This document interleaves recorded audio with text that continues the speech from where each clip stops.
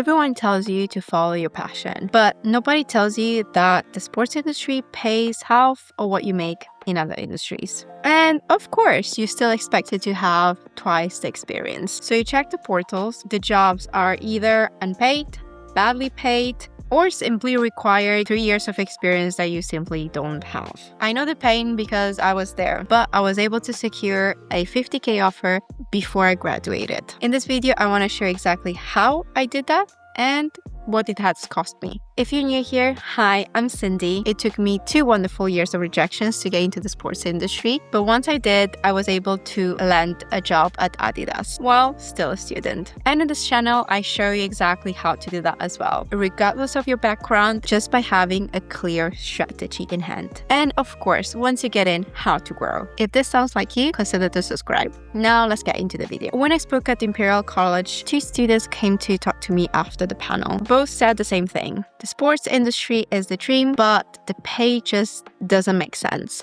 And they were just simply not sure if it was worth it. And that exactly is why I want to make this video. Because yes, I did get the offer of 50K while still being a student. But here is what the number doesn't show you. I've been building my network for over 2 years before that offer came in. I accepted an extremely badly paid internship in Amsterdam that took me away from my partner, my home, and everything that felt familiar to me. And I've spent months stressed out if I could even finish my master's because I couldn't do the payments. So if it wouldn't have been for my savings and for my partner's support during the time of my internship, I couldn't have not taken the internship at all. But that very internship is what got me in the door. And honestly, I don't know a single person that made it to their dream industry without a version of this story. So before I give you the steps to get that, I want you to be honest with you. What is that thing that you're willing to give up? Because honestly, everyone says yes to a 50K job offer in the industry of their dreams, but not everyone says yes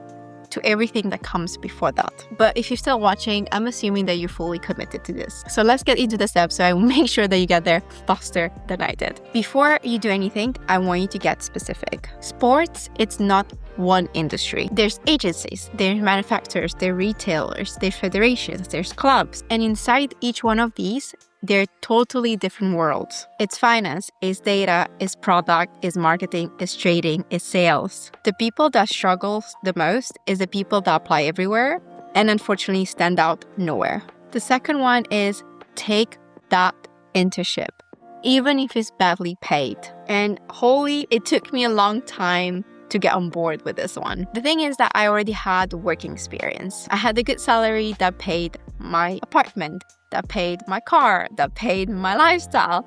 And suddenly, then people were telling me like, you know what, you actually have to start again with an internship because that's the fastest way to get in. And I was stubborn and I regret it so much because that would have made my process much quicker. So that's exactly why I advise you, just start with an internship. Even if you have 1 or 2 years of experience, is going to make the process much faster for you. And one thing I did not realize back then is that the gap is actually shorter than you think. If you're doing a good job in most of the companies, after 6 months of your internship, you're able to secure a job. So you're not losing that much. And on top of it, if you're relocating, which most probably for this type of jobs you will be in a new city with new people, and having people that are going through the same thing, the same struggle, is so underestimated. If you're doing your master, start applying and start the job while you're still a student. Yes, it will be brutal. Studying full-time, working full-time, it's not for everyone. However, you are going to gain so much time for doing that. Top of it, your student status is an asset. Use it so you get into the rooms that you wouldn't get otherwise. And this is what I absolutely don't get. Most of people see being a student as a disadvantage. And most likely because you still don't have a voice, you still don't know much. But realistically, that's a freaking asset. No one has any expectations on you. You're able to ask as many questions as you want, and that doesn't cost you anything. And on top of it, you're not tied to one department because you're trying to secure a job within a company. So it's perfectly normal for you to put coffee chats with any other department so you get to know how other people work there, so you potentially can get the job there. And the funny thing is that most likely if you have a decent manager, they're open to introduce you to other departments. That freedom and that openness, it shrinks significantly when you become a junior. So use it strategically. It's a huge advantage. And fourth,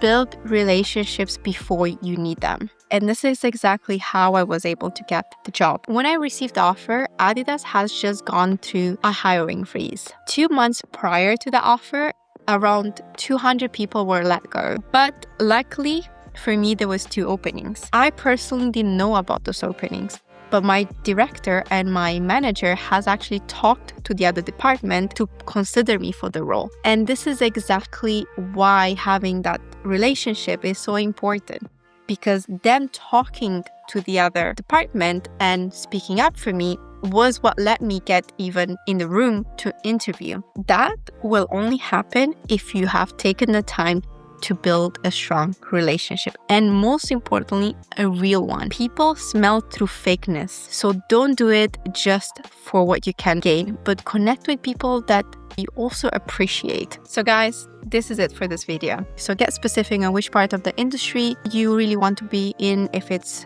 retail, if it's agency, etc. Also then find out what department your interest is, if it's more marketing, if it's finance, if it's partnerships. And if you're really considering in getting into the industry, take that internship as soon as you can. Believe me, it's going to make your life much easier. And then obviously utilize your student status. And lastly, build strong, long-lasting relationships within the industry. In case you're struggling with your default strength or your unique selling point, I would suggest you to watch this video that I've also going to put somewhere here, and you can check out the frameworks so you're able to sell yourself in a more unique way. I hope I'll see you there. If not, until the next one. Bye!